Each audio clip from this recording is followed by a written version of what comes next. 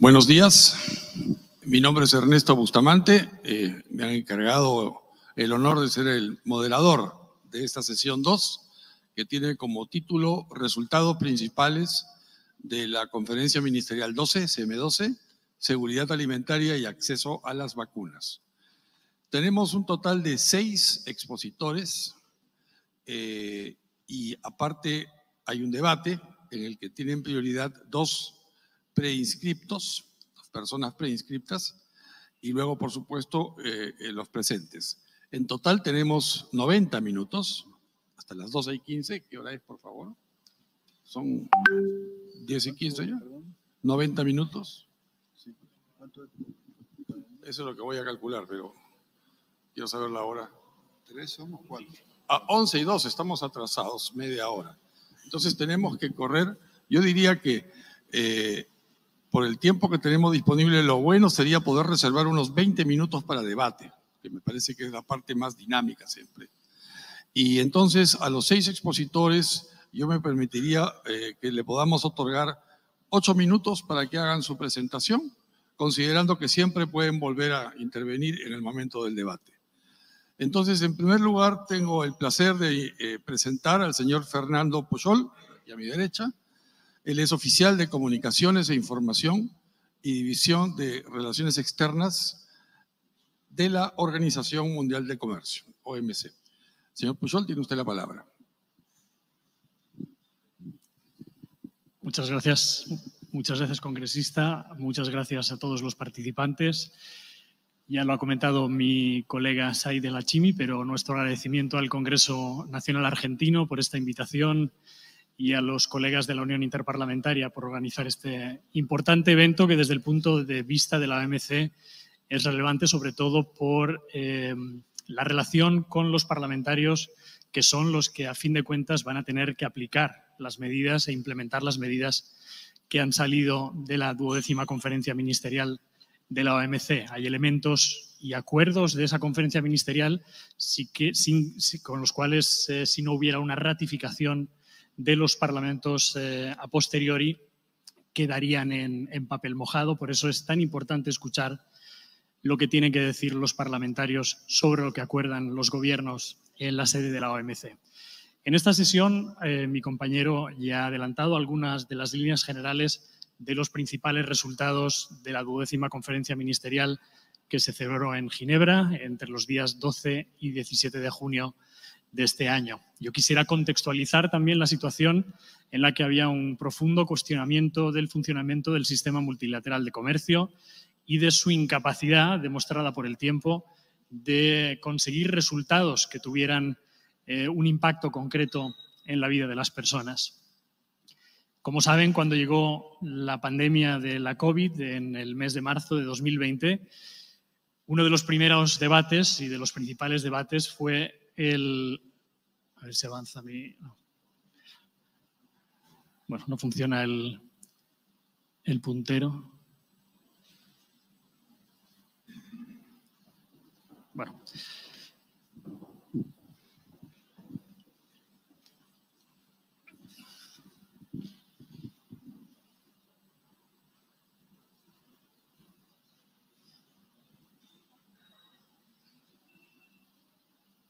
Bueno, no hay problema. Ahí está.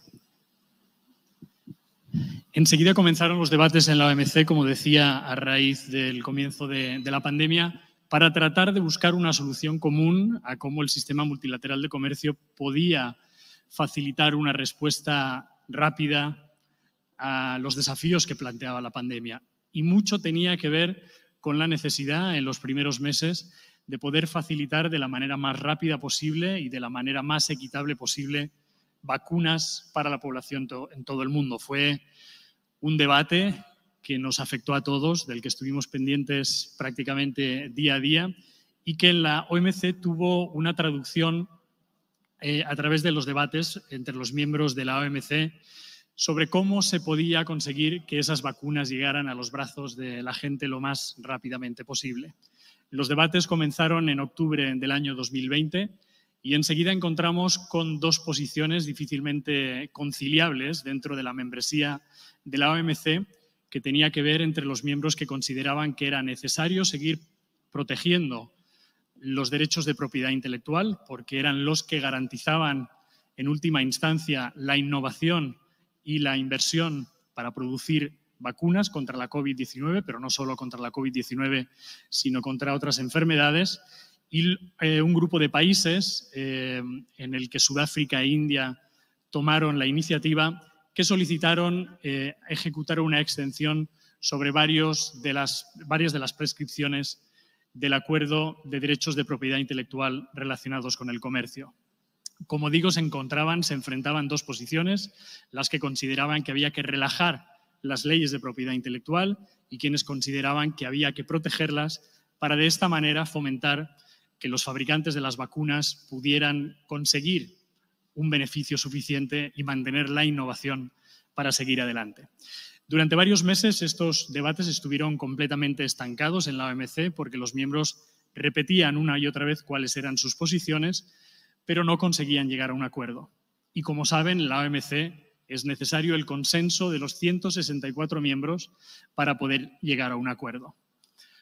Hubo un momento en el que la situación cambió y mucho tuvo que ver con una iniciativa de la directora general de la OMC, la doctora Ngozi Okonjo-Iweala, que se acercó a 4 de los miembros posiblemente con más peso dentro de la organización, la Unión Europea, Estados Unidos, China y la India, con el objetivo de crear un grupo de 4 países que pudieran concitar el apoyo del resto de la membresía y poner sobre la mesa un acuerdo, un texto concreto que pudiera ser debatido párrafo por párrafo por toda la membresía.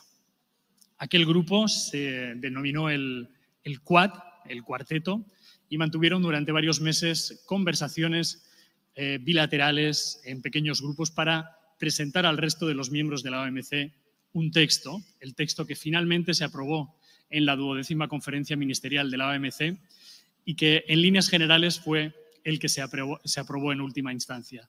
La gran novedad de ese acuerdo tenía que ver con la aplicación de una exención para las patentes de las vacunas contra la COVID-19.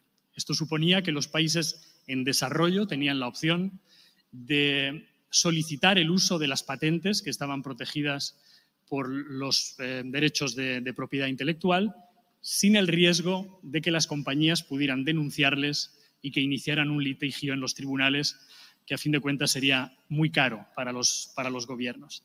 Ese fue en líneas generales el acuerdo al que se llegó. Hay detalles en los que podemos entrar más adelante, pero que fue posiblemente uno de los grandes éxitos de la 12ª Conferencia Ministerial del pasado mes de junio.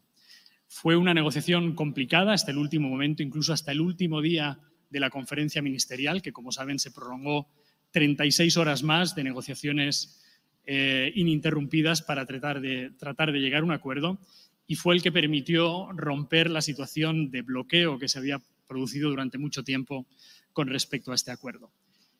Es un acuerdo que tiene otro elemento importante, y es no solo aplicar durante 5 años esta exención a las patentes para la vacuna de la COVID-19, sino también el compromiso de los países de que en el plazo de 6 meses, es decir, desde el 17 de junio hasta el 17 de diciembre de este año, tenían que decidir si esta exención a la propiedad intelectual se aplicaba de la misma manera a los métodos de diagnóstico y a los tratamientos para la COVID-19, que en estos momentos parece una cuestión más relevante que el tema de las vacunas, en un momento en el que ya hay una distribución bastante generalizada y universal de la vacuna.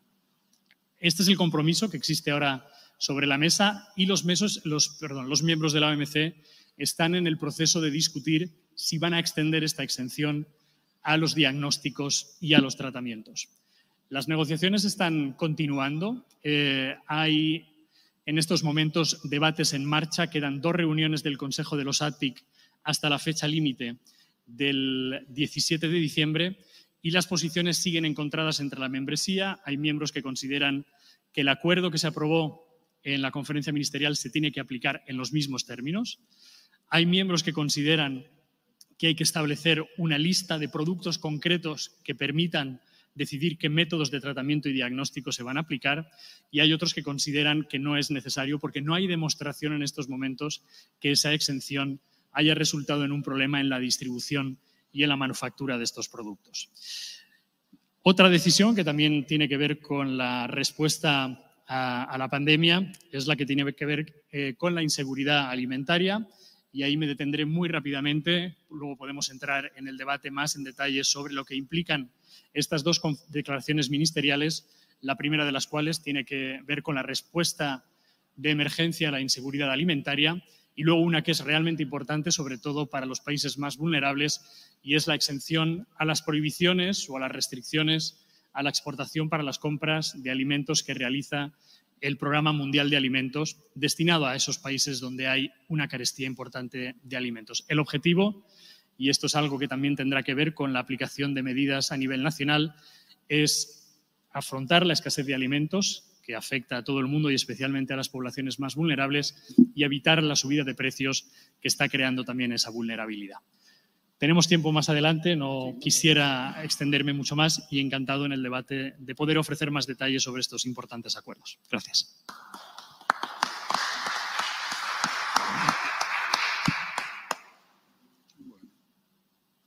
Muchas gracias al señor Fernando Pujol por su interesante presentación. A continuación, veo que no está la señora Daniela Godoy ni la señora Miriam Gorban todavía, ¿no? Aquí estoy. ¿Perdón? Hola. Ah, ¿quién está en línea? Aquí estoy. Daniela Godoy. Ah, perfecto. Entonces, en segundo... participación en línea. Sí, gracias. En segundo lugar, entonces me es grato presentar a la señora Daniela Godoy, quien es oficial superior de políticas de seguridad alimentaria y nutricional y coordinadora de la Iniciativa Regional 1, la oficial regional de la FAO para América Latina y el Caribe. Entonces, tiene la palabra la señora Godoy por un total de 8 minutos, por favor. Muchas gracias. Muchas gracias. Estamos muy contentos de poder participar en esta importante actividad. Voy a compartir una presentación que era un poco más larga que 8 minutos, pero he tratado de acortarla para que tengamos tiempo después para poder debatir. Y quisiera agradecer a toda la organización de esta importante actividad. Mi presentación será acerca de la seguridad alimentaria. Veo que al parecer no puedo mover las slides. No sé si hay alguien que me pueda ayudar, ya que este es un sistema nuevo. Ahí está, perfecto, súper. Bueno, primero para poder comenzar a hablar de seguridad alimentaria, que ya vieron con la introducción de la intervención anterior, es importante mencionar algunos conceptos que están asociados a la seguridad alimentaria. En primer lugar, el derecho a la alimentación adecuada, que es un derecho para todas las personas sin excepción a tener acceso de forma regular y permanente y libre a alimentos que no sean solo adecuados y suficientes en calorías, sino que también que tengan una calidad importante para la nutrición y la salud de las personas. En segundo lugar, es importante considerar el enfoque de sistemas agroalimentarios, ya que los sistemas agroalimentarios incluyen una serie de actividades, actores y procesos que se dan desde que los alimentos se producen, ¿cierto?, se cultivan hasta que los alimentos se consumen. Es importante considerar acá qué es lo que ocurre con las cadenas de suministro, con los entornos alimentarios y con los comportamientos de los consumidores para asegurar una dieta que sea adecuada en cantidad, calidad, diversidad, inocuidad y idoneidad. Para eso es muy importante lo que ocurre desde la producción de los alimentos, en el almacenamiento, la distribución, el procesamiento, los mercados, el acceso tanto físico como económico, la oferta de los alimentos, entre otras cosas, pero también las políticas y la gobernanza que son importantes para que exista lo que es la seguridad alimentaria. Y en ese sentido, la seguridad alimentaria puede definirse, ahí está. La seguridad alimentaria puede definirse como la situación que se da cuando todas las personas tienen en todo momento acceso físico, social y económico a alimentos suficientes, inocuos y nutritivos que le permitan satisfacer todas las necesidades alimentarias y también sus preferencias para llevar una vida activa y sana. La seguridad alimentaria tiene distintas dimensiones que se deben dar para que exista realmente, no solamente a nivel local, sino también nacional y, en este caso, regional, como corresponde a la presentación que estoy realizando. Las dimensiones son de disponibilidad, es decir, que se establece si los alimentos se encuentran efectiva, potencialmente a disposición de las personas a lo largo de todo el sistema agroalimentario. En segundo lugar, el acceso, que se refiere tanto al acceso físico, pero también económico, a la accesibilidad de los alimentos nutritivos, es decir, que todas las personas puedan, ¿cierto?, tener el poder de compra, el poder de acceso directo a estos alimentos y hasta allá las dietas saludables. La utilización, que se refiere también a si los hogares están o no maximizando el consumo de nutrientes y energía, ¿cierto?, de estos alimentos. Esto no se refiere solo a la maximización de las calorías, sino que también a la calidad de los alimentos. La estabilidad, que tiene relación con cómo los sistemas agroalimentarios son resilientes, ¿cierto?, para enfrentar todos los factores climáticos, económicos y sociales que muchas veces lo afectan, como por ejemplo ocurrió con la pandemia de COVID-19, que tuvo efectos a nivel social, económico, pero también en los sistemas agroalimentarios. También la capacidad de las personas para tomar sus propias decisiones sobre los alimentos que consumen, que preparan, a los que acceden, etcétera, es parte de estas dimensiones. Y por último, la sostenibilidad, que se refiere a la capacidad de los sistemas agroalimentarios a lo largo plazo para poder proporcionar seguridad alimentaria y nutrición sin comprometer los aspectos económicos, sociales o ambientales que van a afectar a las futuras generaciones. En ese sentido, para poder comentar del estado de la seguridad alimentaria y nutricional actualmente en la región, cabe destacar que hemos visto un aumento de la inseguridad alimentaria y del hambre en el último tiempo, especialmente en lo que ocurrió durante el 2019 y 2021 en el contexto de la pandemia. La verdad es que los datos que hemos publicado a través de la FAO en el estado de seguridad alimentaria y nutricional a nivel mundial son preocupantes.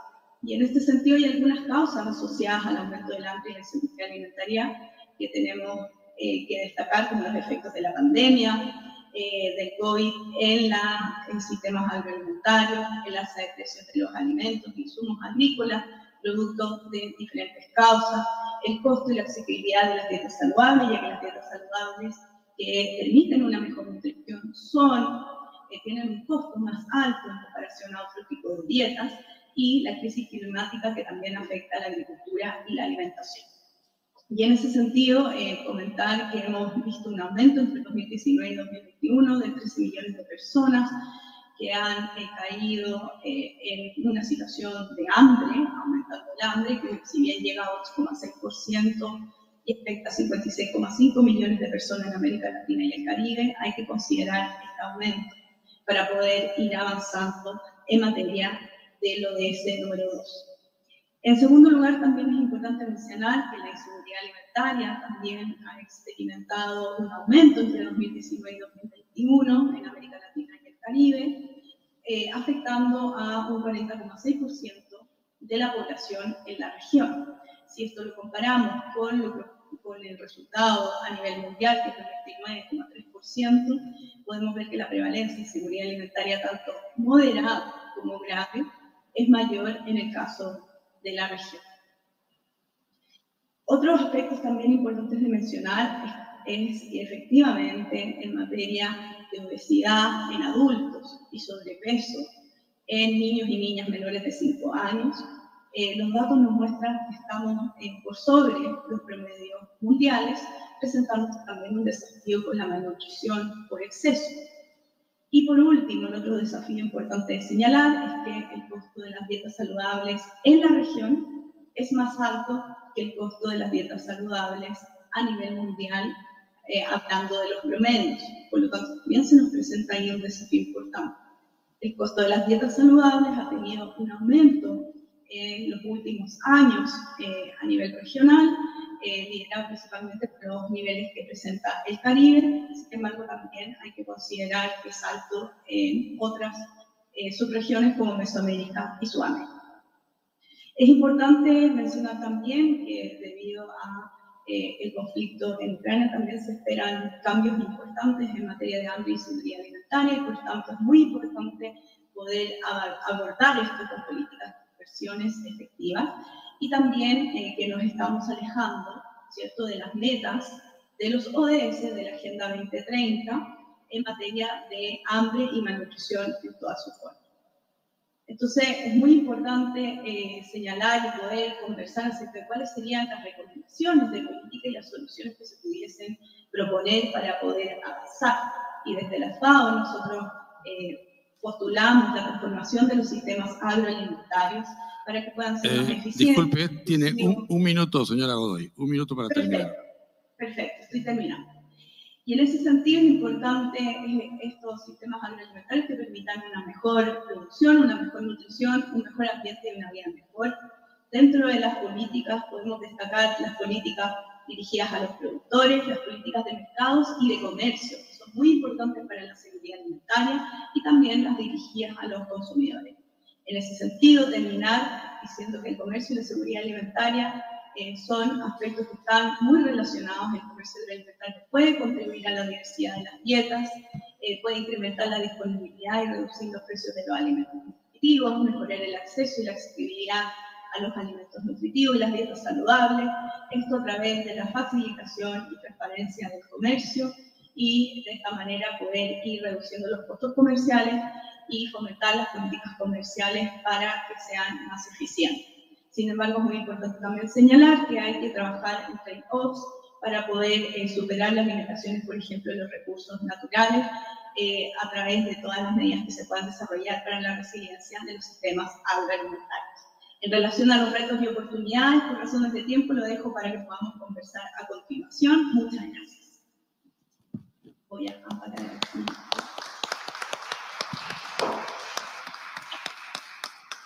Agradecemos la presentación de la señora Daniela Godoy. La señora Miriam Gorban creo que no está presente todavía. Entonces, a continuación va a hacer su presentación el señor Daniel Goyán, aquí a mi izquierda. Él es diputado nacional de la República Argentina, vicepresidente de la Comisión de Acción Social y Salud Pública. Señor Goyán, tiene usted la palabra. 8 minutos, por favor. Bueno, muchas gracias. Buenos días a todos y a todas. Muchas gracias por la invitación, Tania. Escuchaba yo recién el raconto que se hacía sobre las acciones, las actividades que se desarrollaron en la Organización Mundial de Comercio en virtud de la última pandemia padecida por nuestro planeta. Y realmente yo voy a hablar aquí como médico sanitarista y me queda una sensación doble. Por un lado, la ciencia pudiendo desarrollar en un lapso muy corto de tiempo una vacuna que dé respuesta a este problema. Y por el otro lado, el absoluto fracaso de todos los organismos internacionales para poder dar respuesta en una forma equitativa y lógica y racional a esta pandemia. Digo absoluto fracaso porque cuando hoy mira uno el mapa de cómo es la vacunación en el mundo, cómo se accedió a la vacunación para el COVID, prácticamente hay países que no llegan cada 100 habitantes a 50 dosis, cuando tenemos países como Cuba, que casi está en 4 dosis por persona, Chile 3,5, Argentina 2,7, bueno, Estados Unidos un poco menos y así para abajo, ¿no? Una absoluta inequidad que además de ser injusta en términos de algo como es la salud, porque uno está hablando de salud, del medicamento, la vacuna, es la diferencia entre la vida y la muerte, entre vivir mejor, tener una mejor o peor calidad de vida. Se produjo una situación, digo, que es hasta irracional, porque cuando uno evalúa la cantidad de miles de millones de dólares que se perdían en el mundo por tener parado al mundo, porque había que estar adentro de confinados, si uno hubiese aplicado masivamente, rápidamente las vacunas, y se hubiese pagado incluso a los laboratorios productores lo que quisieran, aún ganancias como Pfizer, 10.000%. Quiero decirles, hoy, cuando se libera el mes próximo el precio de la vacuna, que ya venían ganando un 1.500, 2.000% con una vacuna desarrollada con fondos públicos, por otro lado. Va a ser, la ganancia va a ser de 10.000% de la vacuna Pfizer, declarada recientemente. Va a pasar a costar 4 veces más de lo que cuesta ahora. Entonces digo, es un fracaso absoluto, porque si uno hubiese pagado rápidamente, el mundo se hubiese puesto en marcha y hubiésemos evitado pérdidas catastróficas para el conjunto de la humanidad. A eso lo llamo yo un fracaso absoluto, por lo menos en términos sanitarios, pero también económicos y también sociales, que se pagaron en muertes, se pagaron en muchas muertes. Y digo también que hoy miro el mapa, ¿no? Nigeria, Namibia, Nigeria, Etiopía, Lesoto, Mozambique, Ghana, prácticamente sin vacunación. Otra irracionalidad más, porque son ahí, en esos lugares y en la India, donde se producen las nuevas mutaciones, que después, con un mundo absolutamente interconectado, en pocos días se expanden por el resto de los países. Nosotros me parece que tenemos como que replantear algunas cosas. Esta fue la peor crisis sanitaria que impactó en lo social y económico de los últimos 100 años en el mundo. Ahora, si el mundo no está preparado para rápidamente dar respuestas racionales a todo esto y priman los supuestos intereses económicos, que vuelvo a decir, ni siquiera tal cosa, porque lo hubiesen pagado los millones y millones. Pfizer, digo porque es uno de los más importantes laboratorios del mundo, que existe desde 1849. Pfizer este año tiene 42% más de ganancia que cualquier otro año. Lleva facturado 76.000 millones de dólares hasta septiembre y una ganancia neta de 26.000 millones de dólares después de impuestos. Digo, estamos hablando de salud, y esto hecho con una vacuna que era necesaria para el conjunto de la humanidad. Me parece que hay que rediscutir esta cosa, me parece que hay que rediscutir el rol de los medicamentos como bien social. Acá tuvimos una ley de un señor que se llamó Arturo Oñatibia, que formó parte del gobierno de Arturo Illia, que dictó una ley que le costó el gobierno. Un golpe militar entre las causas centrales, también muy influido por este laboratorio que le estoy comentando. De hecho, por primera vez en la historia, la Cámara de Representantes de los Estados Unidos hizo una moción de censura por una ley de otro país. En esa ley, entre otras cosas, decía que los laboratorios deben comprobar la estructura de costos de sus productos. Porque es imposible en un mundo hoy estar pagando 30.000% de ganancia en determinados productos de última generación. Es imposible, los sistemas de salud del mundo se están quebrando. En mi país, en donde decíamos hace apenas 10 años atrás, si nosotros llegamos a romper el techo del 20% del gasto total en salud, no sé, llámenlo gasto, no hay problema, ¿eh? Gastar no es una mala palabra. Si le quiere, le decimos invertir. En salud, era un desastre. Romper el 20% era un desastre. Como estamos en el 40%. Se lo está llevando una industria farmacéutica y de ese 40%, el 40% son solo remedios que cumplen el 3% de las necesidades y hablamos de rentabilidades que van hasta el 30.000%. Digo, me parece que los organismos tipo la Organización Mundial de la Salud tienen que abordar este tema. Impactará no solo en la salud, pero que la salud es vital. Estamos hablando de la diferencia entre la vida y la muerte. No puede moverse por reglas de mercado. No se puede mover cumpliendo solamente las reglas del mercado, que incluso rompen hoy con todos los paradigmas del propio capitalismo. Ningún capitalismo puede aceptar rentabilidades del 10, 20 y 30.000%. Es un robo manifiesto sobre los sistemas de salud del mundo. Entonces me parece que La pandemia puso en evidencia muy fuertemente una situación crítica por la que atraviesan los sistemas de salud del mundo, pero que ya venían de antes. Y la pandemia puso sobre la mesa estas tremendas inequidades, pero también le digo irracionalidades. Irracionalidades. Me parece que tiene que estar esto porque, miren, la pandemia se llevó seguramente muchos más, pero estadísticamente 6,63 millones de personas. Tuvimos 641 millones, seguramente muchísimos más, en el mundo. La verdad que si hubiésemos actuado más rápido, si hubiésemos dejado de lado por una vez y hubiésemos permitido el tema de las patentes, que los países pudieran libremente, rápidamente, hacer transferencia tecnológica y comenzar a producir masivamente las vacunas, hay que pensar cuánta gente se hubiese salvado. Y no solamente por morirse de COVID, por todas las secuelas que deja una pandemia en términos sociales y económicos que también cuestan vidas. Así que me parece que eso es lo que tenemos que empezar a pensar seriamente, por lo menos desde el punto de vista de la salud. El tema de los medicamentos es un tema crucial y habrá que hacer cosas a nivel también de la Organización Mundial del Comercio para terminar con esta irracionalidad. Muchas gracias.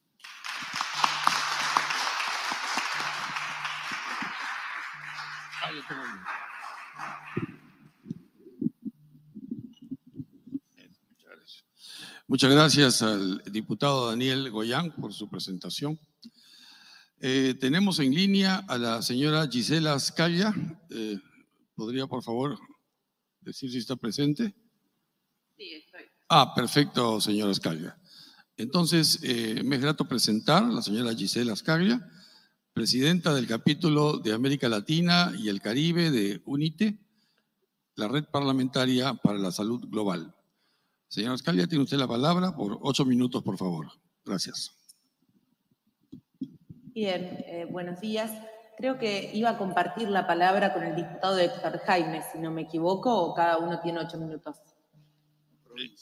Para no quitarles más tiempo. ¿Con qué diputado, perdón? Héctor Jaime de México, que está en línea también conmigo. Nosotros vamos a compartir el tiempo. Ya, perfecto, conforme, gracias. Bien, muchas gracias.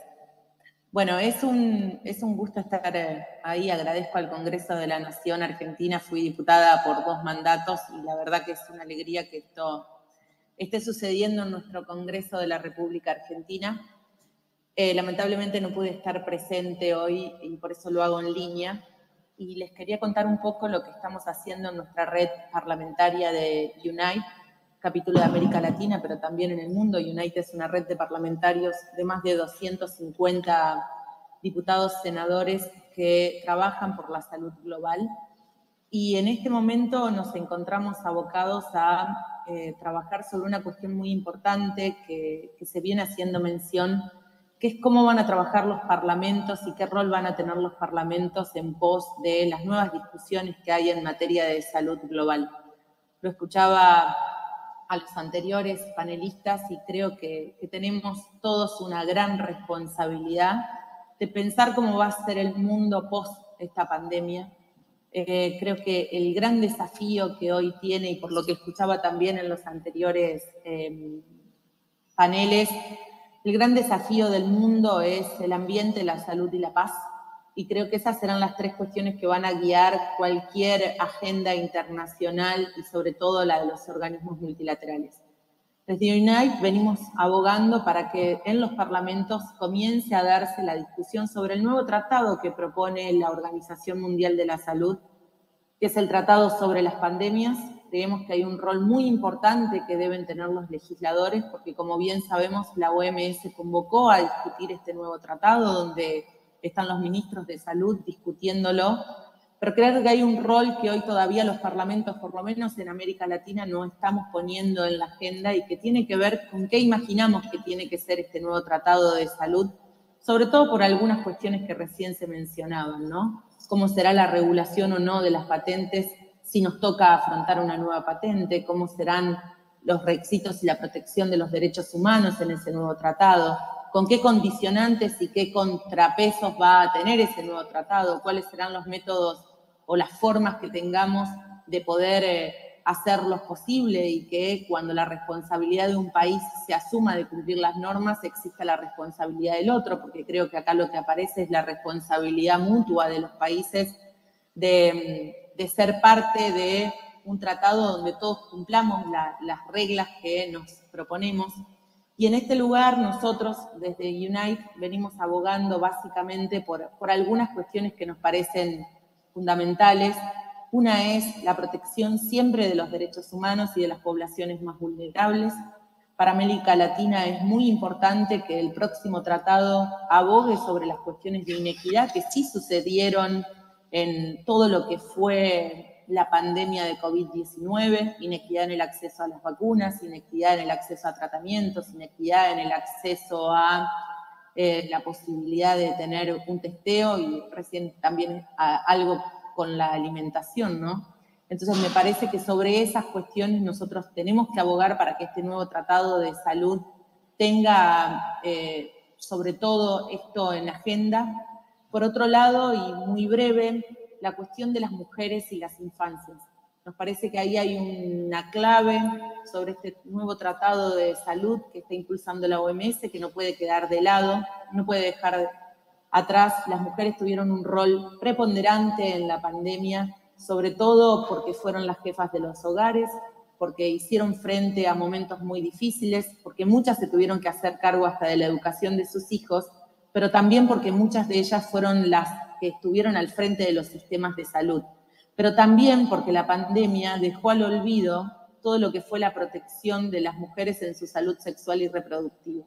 Y entonces estas cuestiones que tienen que ver con el acceso a la salud y con el derecho a la salud de las mujeres tienen que ser tratadas dentro de este tratado de la Organización Mundial de la Salud con muy al detalle, y sobre todo teniendo presente que tanto las mujeres como las infancias, como los niños y niñas, son muy importantes. Sobre todo si pensamos lo que hoy nos está pasando, y el tiempo nos corre, así que le voy a dejar la palabra al diputado Jaime, pero quiero cerrar con esto, sobre todo si pensamos con el gran desafío que va a tener la salud a futuro, que tiene que ver con la salud mental, ¿no? Que está hoy atacando de lleno a nuestros jóvenes y a nuestros niños y adolescentes, y en este lugar creo que el derecho a la educación tiene que ser un derecho protegido dentro del nuevo tratado de pandemias, si es que luego se ratifica ese tratado de pandemias, pero sobre todo la posibilidad de que tengamos mayor visión sobre lo que puede llegar a pasarnos si el mundo tiene que afrontar una nueva pandemia, y tener presente que el nuevo desafío que tenemos dentro de los congresos y sobre todo del desafío de los organismos multilaterales es abordar un nuevo tema en la salud que probablemente sea una nueva pandemia, que es el de la salud mental. Le dejo la palabra al diputado Jaime y obviamente abierta a la discusión para lo que venga después. Muchas gracias. Muchas gracias, Gisela. Un saludo a todos, agradeciendo al Congreso Argentino. Comentarles que nuestra red parlamentaria para la salud global está contemplando, al menos en ya convenio firmado con la propia Organización Mundial de Salud, realmente activarnos en 4 temas. El primero de ellos es cómo le vamos a hacer realmente para lograr este acceso equitativo a la salud a través de la cobertura universal de salud. Es decir, cuáles son las reglas de propiedad intelectual, cuáles son las reglas de comercio y cuáles son, por último, las reglas que tendrían que ver ya con el paquete esencial de servicios, no solamente para la pandemia, sino para los ordinarios. Hoy vemos que la carga global de la enfermedad, si bien es cierto, es muy grande en términos de muertes por pandemia, es mucho más grande en términos de aquellos padecimientos no atendidos, enfermedades crónico-degenerativas, y durante 3 años que se dejaron de atender, incluyendo, como decía Gisela, la vacunación, por ejemplo, los niños. Hoy tenemos ya riesgos de brote de sarampión, por mencionar algunos.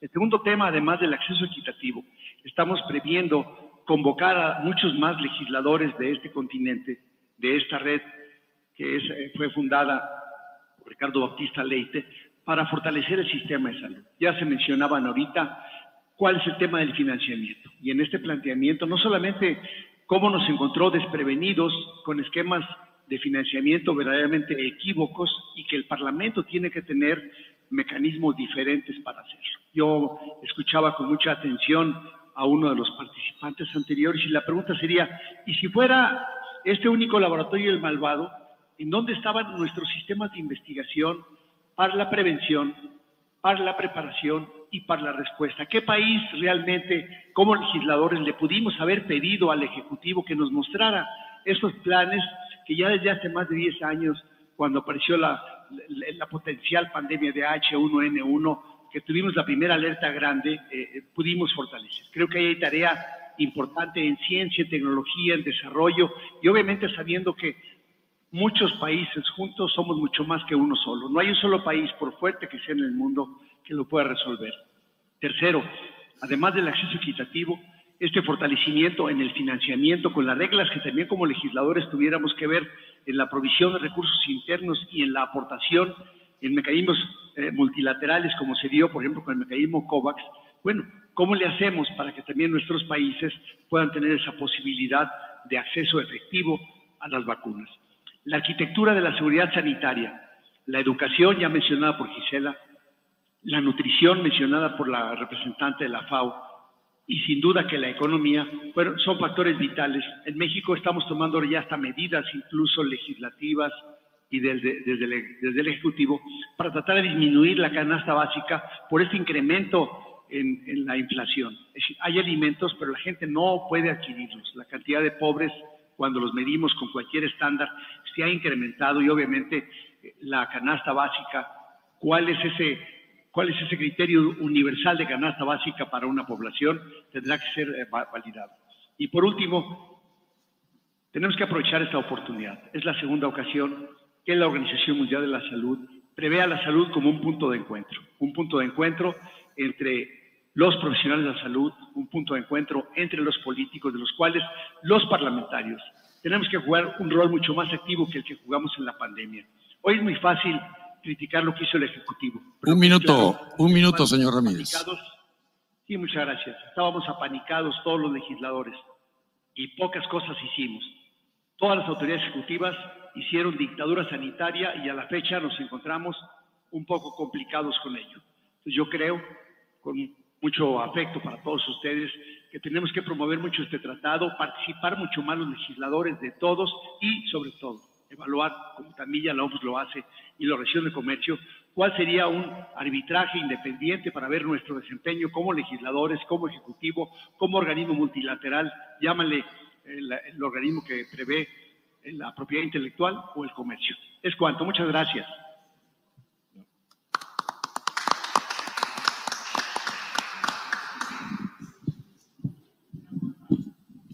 Agradecemos la participación de la señora Gisela Ascaya, así como también la participación del diputado Héctor Jaime Ramírez por haber contribuido a esta sesión. No estando presente la señora Miriam Gorban, ¿está subiendo? Ya.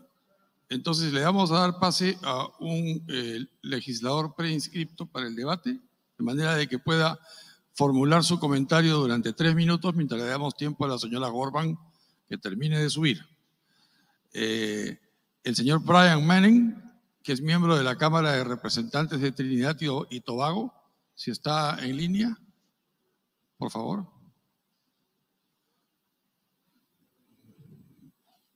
Mr. Brian Manning, are you online?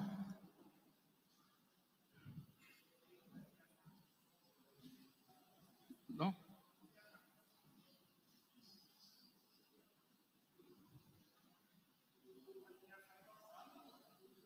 Ya. Entonces, no estando el señor Brian Manning, le damos la palabra al señor Javier Adolfo Santos Sabando, quien es miembro de la Asamblea Nacional del Ecuador. Por favor, señor Santos, tiene usted la palabra. Buenos días a todos y todas los legisladores, diputados, senadores y a los miembros, organizadores de este importante evento. Yo quiero agradecerles la participación, que me permitan estar presente en este evento de vital importancia, a los diputados y a la Cámara de Diputados Argentina que organizan este importante acto. Cuando hablamos de seguridad alimentaria, pues obviamente tenemos que hacer, es impensable hablar de seguridad alimentaria si no estamos articulados todos los países de la región, en virtud de que las buenas prácticas o las prácticas agroproductivas en un país, pues obviamente van de la mano y coadyuvan al crecimiento de otro. Sobre todo cuando nos organizamos y cuando ponemos sobre todo cuando nos organizamos y ponemos sobre la mesa los temas de soberanía alimentaria que son fundamentales, sobre todo en nuestro país, ahora que vemos que durante una pandemia prácticamente nuestros pequeños agricultores fueron los que sostuvieron la alimentación de los pueblos, los que pudieron garantizar la comida en las mesas de los ecuatorianos, y asumo que lo mismo sucedió en toda la región. Obviamente es una materia que nos debe llamar a la reflexión. Creo que más allá de estar claros, de garantizar la soberanía alimentaria en materia de seguridad alimentaria, hay poca información para el consumidor. Soy parte y soy miembro del Parlamento Latinoamericano en la Comisión de Ganadería, Pesca y Agricultura, y este tema no lo estamos dejando de lado, lo estamos poniendo en la mesa de trabajo, en la mesa del Parlamento Latinoamericano, en virtud de que obviamente hay que garantizar que no solamente nuestros productores tengan acceso al mercado, sino que los mercados tengan acceso a información, porque hoy en día lo que suele pasar en nuestros países y donde no estamos atacando en materia de legislación es justamente cuando se ve la alimentación como un negocio y no como un derecho. Ahí es donde nosotros queremos enfocar y estamos actuando en nuestro país, sobre todo en la comisión de mi país a la que pertenezco. Yo pertenezco a la comisión de la Asamblea Nacional del Ecuador, Comisión de Soberanía Alimentaria y Desarrollo del Sector Agrícola y Pesquero, Acuícola y Pesquero, perdón. Y eso pues obviamente es lo que me invitó, lo que me motivó a participar en este espacio. Así que espero que las intervenciones que más adelante se den puedan enriquecer justamente la tarea que estamos haciendo desde el Ecuador y que esto pueda contribuir al crecimiento y desarrollo de la región, en virtud de que los países hermanos tenemos que trabajar mancomunadamente para el desarrollo de nuestros sectores y sobre todo para garantizar la seguridad alimentaria que tanta falta le hace a los pueblos en esta región. Gracias, diputados y senadores. Para mí es un enorme honor y gusto estar aquí. Agradecemos la participación del asambleísta Santos Abando en esta sesión. Veo que ha llegado la señora Miriam Gorban, a quien le damos la bienvenida y esperamos se ubique cómodamente para poder dar inicio a su participación.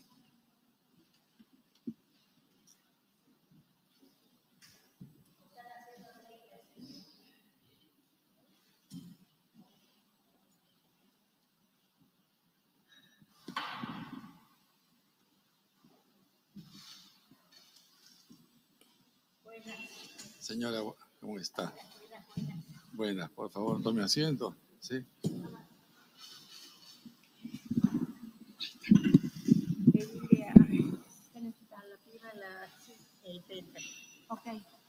Ya, es un placer dar la bienvenida entonces a la señora Miriam Gorban de la Universidad de Buenos Aires de la República Argentina. Sí, tiene usted la palabra por 8 minutos. O lo que pueda, ¿no? Sí, no hay problema. ¿Me dejan respirar? Claro, tranquila, no se preocupe. ¿Puede pasar alguien antes, así respiro un poco? No, si quiere podemos hacer algún comentario anterior. ¿Cuántos minutos desea para esperar? No entiendo. ¿Cuántos minutos necesitas para hacer? Bueno, yo había traído un pendrive, así que son más de 8. Por eso no lo paso y ya está. Ya. Bueno, veo que ya puede presentar, así que adelante, tiene usted la palabra. Y me respiro. Dale, gracias.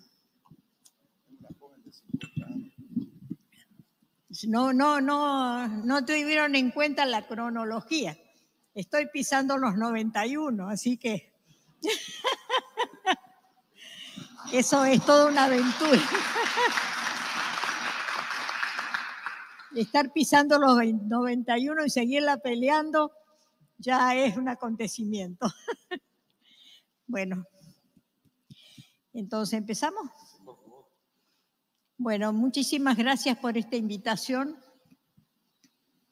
Pocas veces tenemos la oportunidad de plantear esta temática en este ámbito, pero es muy importante que ustedes tengan todos los elementos necesarios para que salgan las políticas públicas para superar algunos de los problemas graves que tenemos.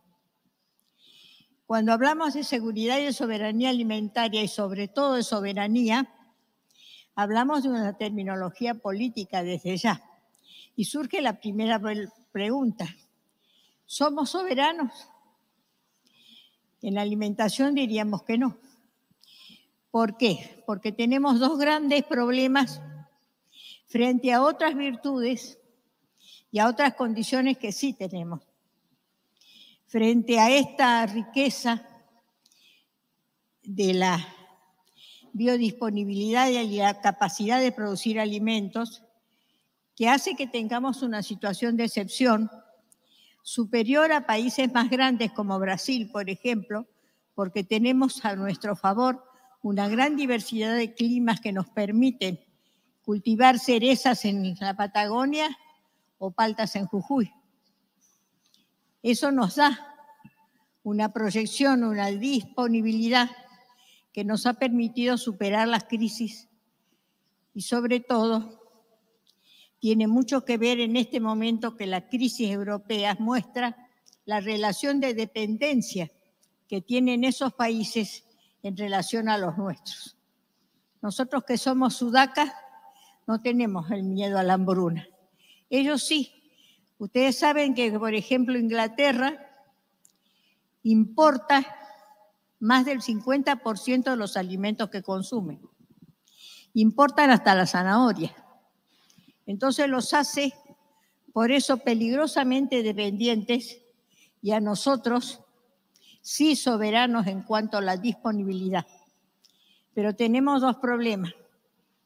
El alto precio de los alimentos, el problema de la inflación y esta distonía que hay, que ustedes van a tener que ayudar a resolver entre lo que es el salario básico y lo que es el costo de la canasta.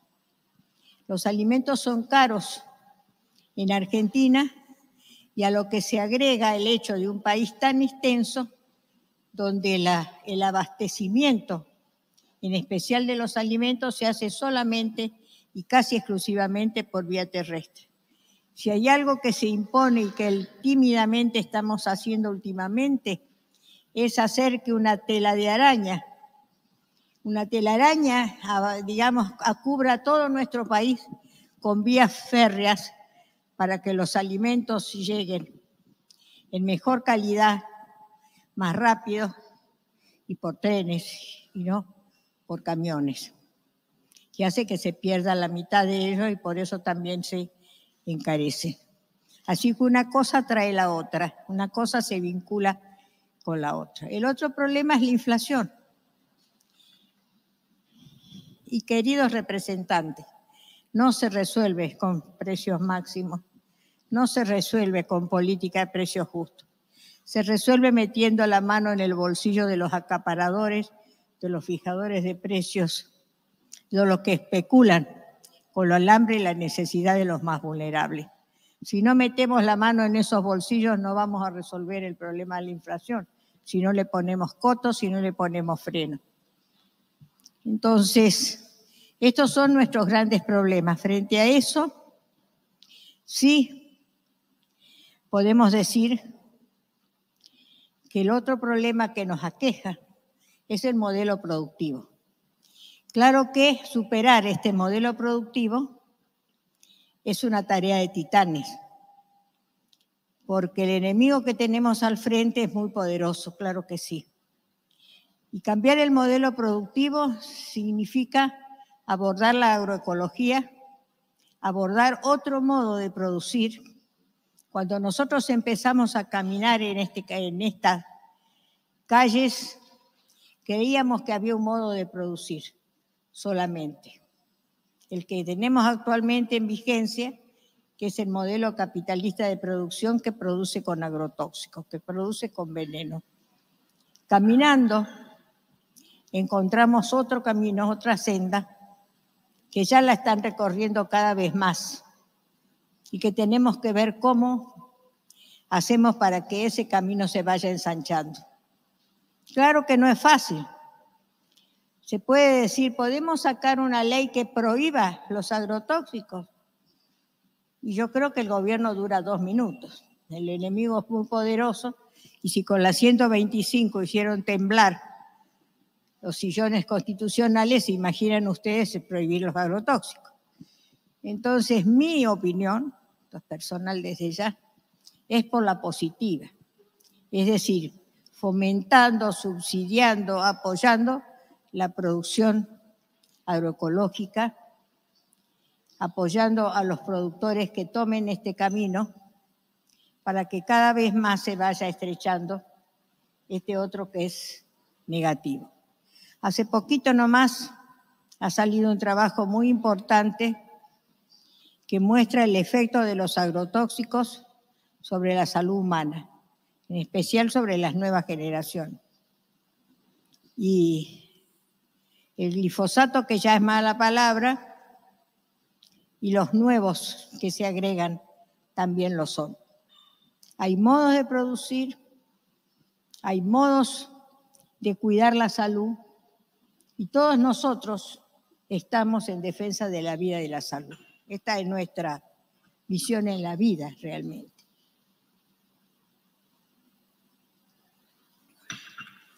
Por eso es bienvenida esta reunión. Por eso considero de que en la medida en que vayamos ganando la conciencia del pueblo, porque esto no es un problema solamente de las leyes, es un problema de la conciencia social. En la medida en que esta conciencia social se vaya desarrollando y vaya exigiendo cada vez más sobre la fase de movilizaciones en las que sí creo y confío, entonces podemos ir ensanchando este camino. Yo no me puedo detener, porque yo creo que es un problema médico desde ya, Jan sabe bastante de esto, en todo lo que significa los pueblos fumigados. Sí podemos hacer una visita rápida al Garrahan, ver a Meche Méndez, una heroína realmente, una enfermera que está a cargo de los niños con enfermedades oncológicas y que en su gran mayoría provienen de estos pueblos fumigados, en especial Entre Ríos, que se considera en la zona del mundo con mayor cantidad de agrotóxicos utilizados por persona. Entonces, acá están los diputados de Entre Ríos, y yo creo que este es un tema a estudiar, este es un tema que los compromete en grado sumo, y por nuestro presente y nuestro futuro tenemos que atender en modo especial. No solamente las deformidades, los malformados, sino también el aumento de los casos oncológicos en la primera infancia. Este es el tema crucial. Entonces, a esto le sumamos este modelo de producción basado en el monocultivo, que va dejando detrás de un producto de exportación de commodities, que hace que sea una falacia decir que producimos para 40 millones de personas, o 400, para 400 millones, cuando lo que estamos produciendo son commodities para la exportación. Este sistema de monocultivo va dejando de lado esa biodisponibilidad, esa variedad de cultivos que nos caracteriza y que nos puede resolver toda nuestra problemática alimentaria. Un minuto, señora Goldman. Estos son cuestiones clave.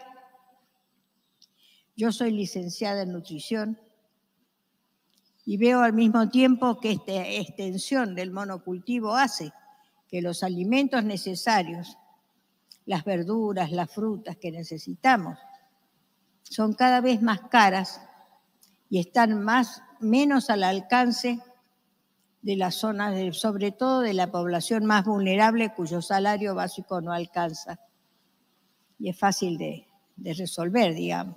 Si la canasta anda por los 120 y el salario anda por la mitad, la verdad que es una carrera como aquella que sabíamos decir hace muchos años, que los precios suben por el ascensor, ¿no es cierto? Mientras la disponibilidad suben por la escalera. Entonces esta distonía es lo que a ustedes les compete tratar de resolver. Claro que, como dije, no es fácil, porque el enemigo es muy poderoso, pero es posible. Es posible. Pero tiene que ser acompañado del consenso social.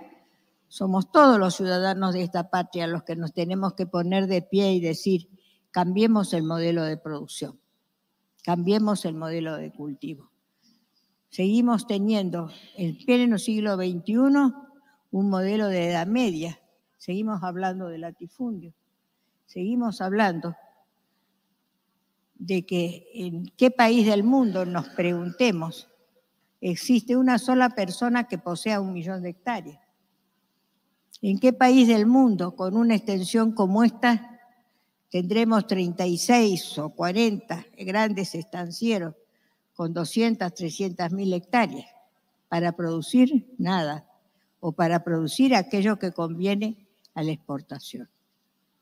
Claro que hay que atender la exportación, necesitamos las divisas, claro que sí, pero en función de priorizar el mercado interno. Esa es la necesidad primordial.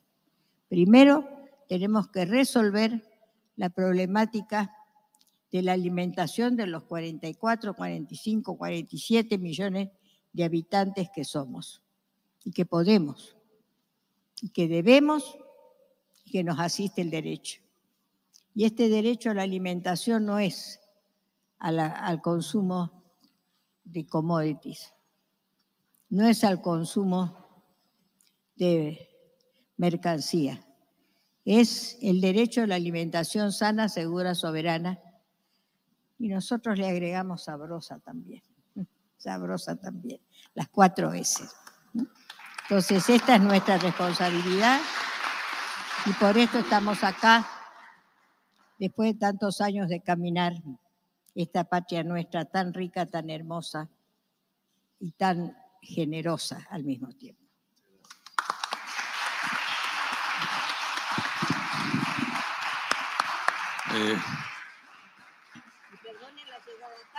No hay nada que perdonar, al contrario, agradecemos la gentil presencia de la señora Miriam Gorban, quien nos ha ilustrado con una visión muy personal y muy profunda de lo que es la seguridad alimentaria. Muchas gracias por sus palabras. Bien, hemos terminado con la presentación de los panelistas y de los 2 preinscriptos para el debate. Entonces, como moderador, me robo el derecho de decir unas palabras cortas a manera de reflexión. El tema de las vacunas. Las vacunas de las que estamos hablando fundamentalmente son las vacunas para prevenir la fase grave de la enfermedad llamada COVID-19. Esta es una enfermedad causada, como todos sabemos, por un virus, un coronavirus, el SARS-CoV-2. Pero la pregunta es, ¿ha acabado la pandemia?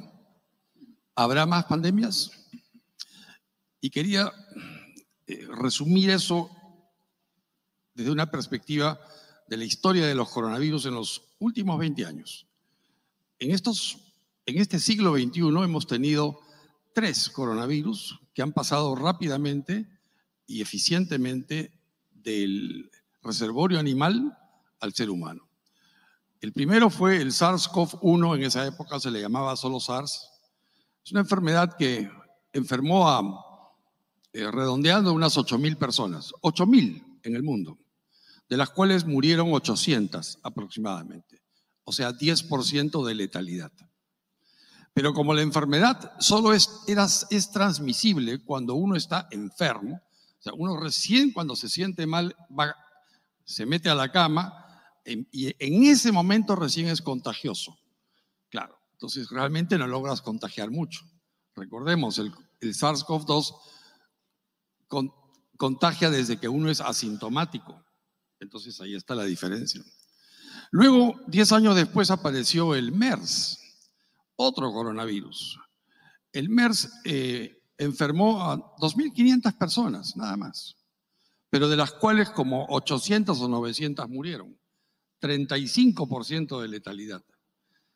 El primer SARS-CoV-1 se origina en el murciélago y se alojaba en una especie de felino peludo, no me acuerdo su nombre, que habita en el Asia.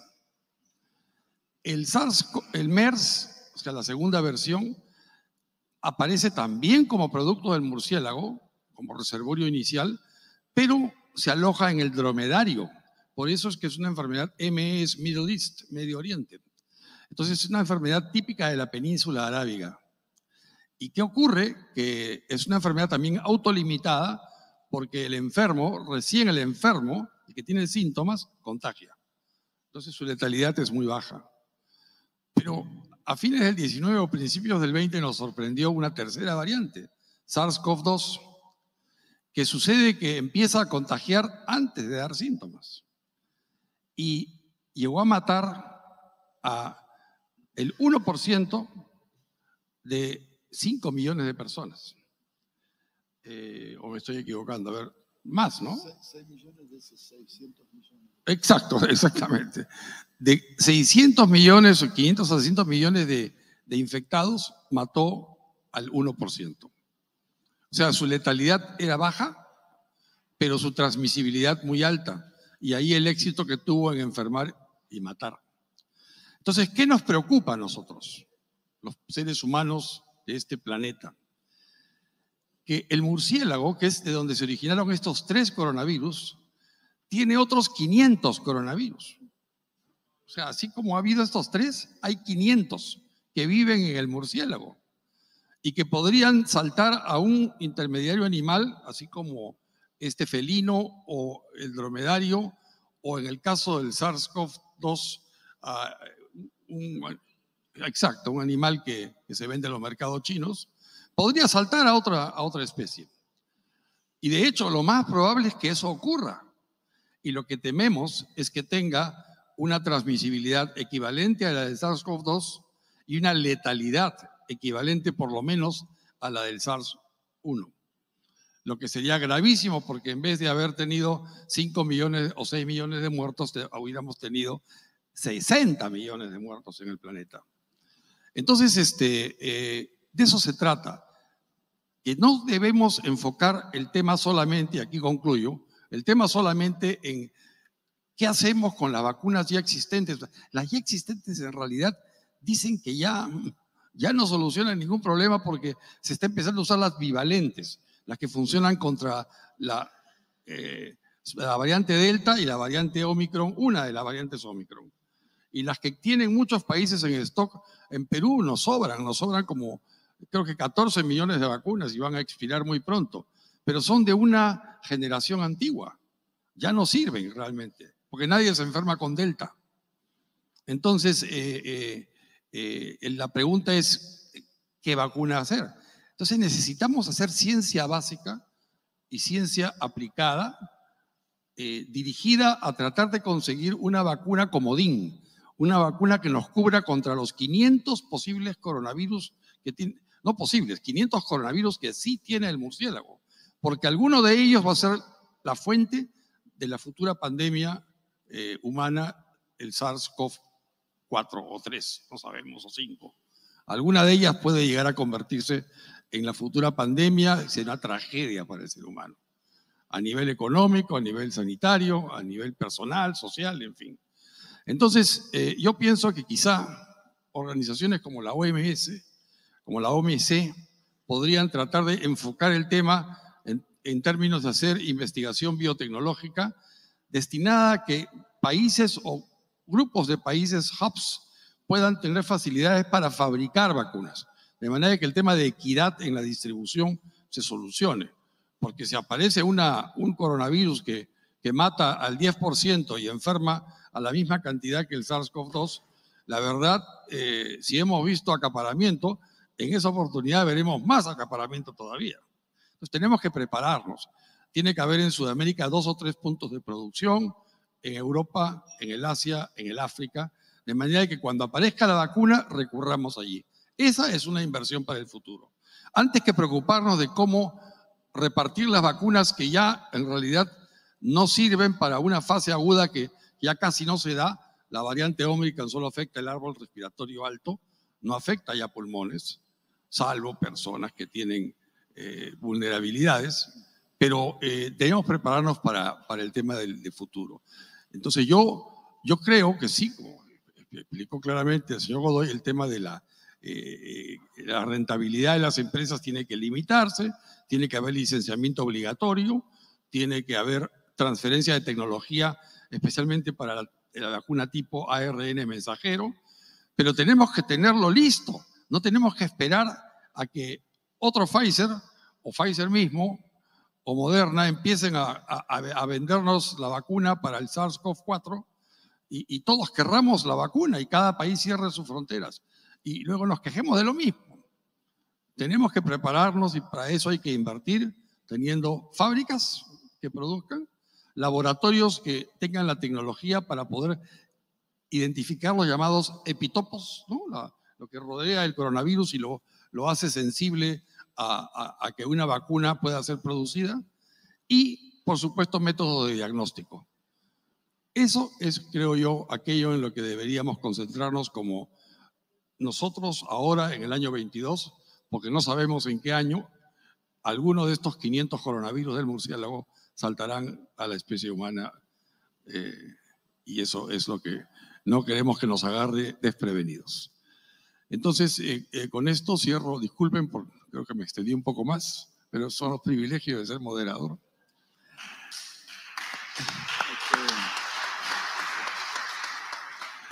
Entonces quisiera, podemos tener unos 15 minutos de conversación, de debate.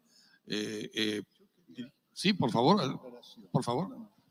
Sí, permítanme una aclaración porque el colega, creo que era de México, dijo que no podemos hablar de un laboratorio malo.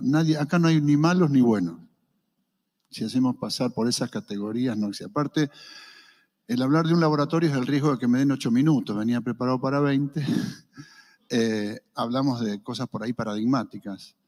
De hecho, además, ese laboratorio está judicializando la vacuna con otro laboratorio que es Moderna, porque dice que se han robado entre ellos el desarrollo. Digo, no hay buenos y malos acá, es cómo funciona un sistema. Es cómo funciona un sistema. Si la lógica funciona de esa manera, todos funcionamos de esa manera. Entonces, si nosotros cambiamos la lógica, cambiamos las conductas y cambiamos los objetivos de cada empresa. Yo digo, si nos vamos a animar en algún momento, no a discutir la rentabilidad lógica y necesaria de todas las empresas, sino vamos a permitir la posibilidad de discutir rentas que son absolutamente extraordinarias. Estamos hablando de empresas en el mundo que ganan más que las tecnológicas, más que las energéticas, más que el sector incluso financiero, hoy, en estos últimos tiempos. Sí, hay mucha bibliografía, yo se las dejo si quieren leer 2 o 3 que son importantísimos. Además están en PDF, lo pueden bajar por internet, están traducidos al español. Lean un libro que se llama La verdad acerca de la industria farmacéutica, de Marcia Engel. Marcia Engel. Ciudadana norteamericana, 20 años New England Journal of Medicine, la primera mujer editora jefa de esa revista, 4 años lo fue. Lean ese libro, es esclarecedor acerca de lo que pasó con la industria farmacéutica. Hay muchísimos, le estoy nombrando 2, hasta el año 2000. Y después lean un libro también interesante de 6 españoles, liderado por Fernando Lamata Cotana, que habla acerca, el título es Medicamento, Derecho Humano, Negocio. No es que diga no hay que hacer negocios y tener una rentabilidad con las empresas, pero él nos explica las rentabilidades del 30.000%. Entonces, me parece que nos tenemos que animar a discutir esto, si es lógico que en el mundo actual, en el sistema capitalista actual, aceptemos eso porque va en contra del acceso de la mayoría. Gracias, doctor Godoy. Y antes de ceder la palabra, quería comentar sobre lo que ha dicho el doctor Godoy. Solo 11 vacunas están siendo reconocidas por la OMS. 11. Sin embargo, 198 empresas se lanzaron a conseguir una vacuna. O sea, la tasa de falla es muy alta. la tasa de éxito es muy baja. Y todo eso tiene un costo que debe ser contemplado, ¿no? Pero quería ceder la palabra. Tenemos en total 10 minutos nada más para algún intercambio de comentarios. Si alguien desea el uso de la palabra, por favor. O quizá alguien del panel. ¿Sí? ¿De México? Sí, por favor, adelante. Sí, primero suscribo lo dicho por el doctor. Tenemos que verificar cuál es el mecanismo de las patentes, pero ese es un tema. Lo que me hubiera gustado escuchar como respuesta quizás sea en dónde estaban nuestros sistemas de investigación. Miren, México es un país de 130 millones de habitantes con un Consejo de Ciencia y Tecnología, en teoría con muchísima gente experta. No tenemos una sola vacuna, tenemos que dedicar también mucho más a la investigación y sumar las fuerzas para que tampoco estemos dependiendo de alguien externo. Ese era mi comentario. Gracias. Gracias, señor Ramírez. ¿Algún otro comentario? Sí, por favor. Bueno, gracias. Yo, más que nada, una puntualización o una reiteración de lo que ya comenté al principio. Creo que por este motivo es tan importante que los parlamentarios pongan sobre la mesa las cuestiones que se tratan a nivel multilateral en la Organización Mundial del Comercio, porque son ustedes quienes tienen la tarea fiscalizadora con respecto a los acuerdos que se consiguen por parte de los gobiernos en la OMC. Las herramientas existen para conseguir que haya una capacidad de manufactura menos concentrada, más diversificada, y en eso estamos de acuerdo que hay muchas lecciones que aprender después de la pandemia de la COVID, pero esa declaración política o ese compromiso político que los gobiernos asumieron, son ustedes los parlamentarios quienes tienen que asegurarse de que realmente se va a producir, porque esa respuesta va a tener mucho que ver con medidas que se adoptan a nivel nacional, cuestiones relacionadas con las restricciones a las exportaciones, con las diferencias arancelarias, con la capacidad de diversificar un mercado que es necesario para conseguir que esa interrelación permita en el futuro tener una respuesta a la pandemia que sea más equitativa para todas. Hay que mantener los mercados abiertos, hablando de la vacuna de la COVID que se consiguió de manera tan rápida. Hay que tener en cuenta, por ejemplo, que se consiguió con más de 250 componentes procedentes de distintos 18 países. Y la única manera de conseguir que se consigan remedios de manera tan rápida es a través posiblemente de mercados internacionales más profundos, más diversos y más concentrados.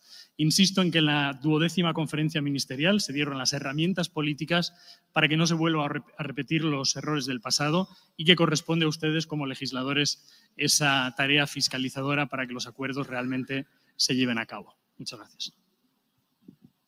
Gracias. Sí, ¿no? Yo tenía un comentario, no sé si vas a una pregunta. No, solo un comentario también. Por favor, adelante.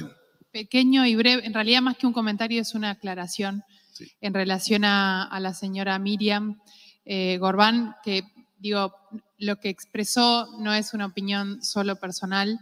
En nuestro país es una doctora que fue reconocida por muchísimas universidades, honores causa de la Universidad de Rosario, Buenos Aires, La Plata, entre otras más, además de tener más de 30 cátedras en distintas universidades sobre soberanía alimentaria. Solo quería hacer esa aclaración porque tampoco estaba dentro del programa y me parecía importante porque sus palabras, además de claras y contundentes, representan muchísimo para es justo nuestro país. Reconocerlo. Gracias. Y pedimos un aplauso para la doctora Gorbán. Muy bien. Gracias. Respecto a la seguridad alimentaria, nos preocupamos ahora de una posible hambruna en ciertas partes del planeta. Las hambrunas han existido a lo largo de la historia del hombre, desde que éramos unas cuantas tribus hasta ahora que somos 8.000 millones de personas.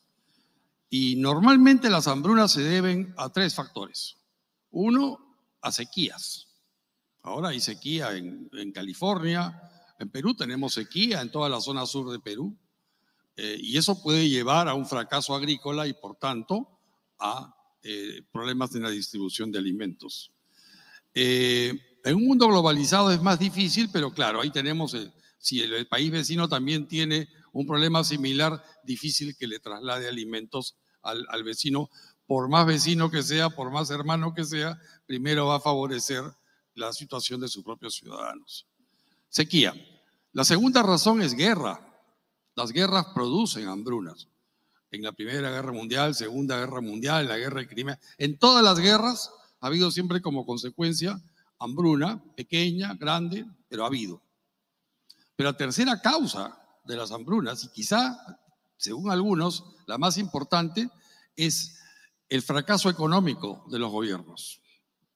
Entonces, muchas veces, una política gubernamental mal dirigida, un análisis económico de la producción, de qué motiva la producción, mal hecho o mal enfocado, puede conducir, y de hecho ha conducido en el pasado a hambrunas. Entonces tenemos que tener presente eso. Nuestra amenaza no es solo la guerra entre Ucrania y Rusia o las sequías que están empezando a aparecer por el cambio climático, o sino más bien, y diría, especialmente debemos cuidarnos de las crisis económicas producidas por malos gobiernos o por gobiernos que intentan hacer las cosas bien, pero no tienen pues las condiciones de gobernabilidad o interacción con otras instituciones en el Estado que les permita desarrollar su trabajo. No sé si hay alguna... Sí, por favor, señora. Y creo que esta es la última intervención porque ya nos están quitando el micrófono. Bien. Buen día a todos. Muchas gracias por la articulación del panel al compañero diputado Carlos. En realidad mi nombre es Ernesto, pero yo no sé por qué han escrito ahí Carlos. Pero mi nombre es Ernesto. En realidad también me llamo Carlos. Soy Carlos Ernesto. Carlos Ernesto. Pero yo no uso el nombre Carlos. Cuando me dicen Carlos, yo no volteo. Entonces, pero está bien, gracias. No te voy a hacer una broma, Carlos, y te voy a decir Ernesto, ¿por qué Ernesto? Está bien, está bien. Porque sé que no te va a gustar. Yo creo que giramos en torno a un problema serio que tenemos, ¿no? Estamos hablando de un virus zoonótico, producto de un problema de falta de respeto de hacia la naturaleza. El problema que tenemos no es cambio climático, sequía y los títulos que le querramos agrotóxicos. O sea, fíjense en que en las diferentes exposiciones siempre cae uno de los temas ambientales. Porque el problema que tenemos es ese. O sea, el problema que tenemos es que no nos estamos dando cuenta que llegamos muy rápidamente a ser 8.000 millones de personas. Muy rápidamente vamos a llegar a ser 9.000. Y estamos llevando adelante sistemas productivos que no son sostenibles. No se sostiene el planeta, con la metodología de producción que nosotros tenemos. El problema es ambiental. La sequía no es algo que ocurrió siempre. Cuando nosotros decimos estamos frente a la sexta extinción masiva de especies y entonces nos contestan, hubieron 5 antes. Sí, pero las 5 anteriores no la produjo otra especie. Es la primera que produce una especie sobre el resto de las especies. Entonces, si no tomamos conciencia de que cuando hablemos de COVID o cuando hablemos de crisis alimentaria, de lo que estamos hablando es de que estamos produciendo y consumiendo de una manera que no es correcta y que si no modificamos, la naturaleza dará cuenta de nosotros. O sea, este problema de que vamos a seguir teniendo COVID y sí, miren, la naturaleza es algo que se autoequilibra por sí misma. Entonces se va a autoequilibrar de alguna manera. El tema es ambiental. El tema es cómo nos relacionamos con el ambiente, con la naturaleza, con el planeta. Y la verdad es que este no es un problema de un país o del sur o del norte o del este, este es un problema generalizado. El aumento de la temperatura en el planeta es lo que nos está generando cambios que nosotros no estamos preparados para afrontar. El COVID es parte de este problema. El tema de la falta de alimentación es parte de este problema. Así que bueno, hay un desacople entre el avance científico y el trato que le hacemos al ambiente. Y de eso se va a encargar la naturaleza. Carlos, no me contestes. No te voy a contestar. No sé. Claro, ¿cómo te voy a contestar si no me has llamado, Ernesto? Bien, ¿alguna otra pregunta para cerrar el debate? Que me parece ha sido muy rico y productivo.